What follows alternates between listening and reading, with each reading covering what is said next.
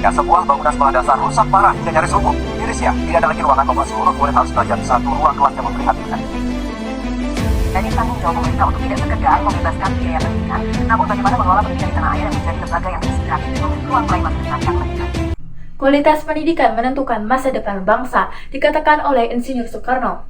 Pendidikan merupakan salah satu kunci untuk mewujudkan Indonesia Emas 2045.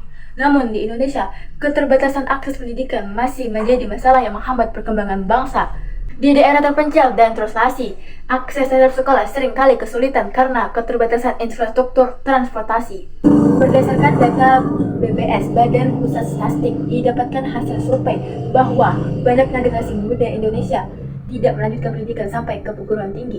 Sekitar 30,22% penduduk pada rentang usia 16 sampai 18 tahun yang menyelesaikannya. Berdasarkan dari data hasil statistik dapat kita lihat bahwa faktor ekonomi menjadi faktor utama atas permasalahan ini.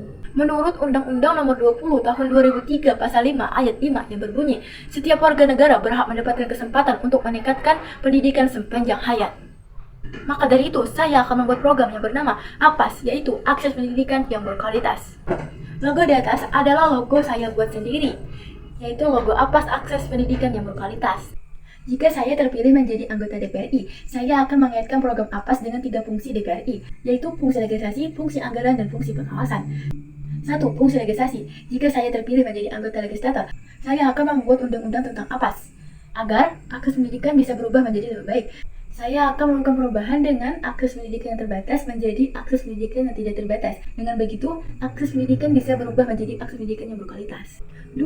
Fungsi anggaran. Fungsi anggaran DPRI mempunyai wewenang persetujuan terhadap alokasikan APBN untuk memberikan dana ke program APAS, di mana nantinya saya akan menjalankan programnya dan akan mengalokasikan dana APBN untuk memperbaiki infrastruktur transportasi dan memberikan dana ke sekolah yang kurang lengkap fasilitas sekolahnya. Jika infrastruktur transportasi sudah bagus dan fasilitas sekolah sudah lengkap, dengan mudahnya akses pendidikan menjadi berkualitas. 3. Fungsi pengawasan. Fungsi pengawasan bisa melakukan bekerjasama dengan Kominfo untuk melakukan pengawasan terhadap program APAS, di mana nantinya saya bersama pemerintah dan Kementerian Pendidikan akan melakukan pengawasan terhadap perbaikan infrastruktur transportasi dan dana yang telah diberi untuk melengkapi fasilitas sekolah. Jika programnya berjalan dengan lancar serta sesuai dengan rancangan awal, maka dengan begitu akses pendidikan akan berubah menjadi akses pendidikan berkualitas. Saya, Siska Ramadhani dari DPR 1 Kalimantan Selatan, siap menjadi anggota Parlemen Remaja 2024 Generasi Cerdas Pendidikan Berkualitas mewujudkan Indonesia Emas. Sekian, terima kasih.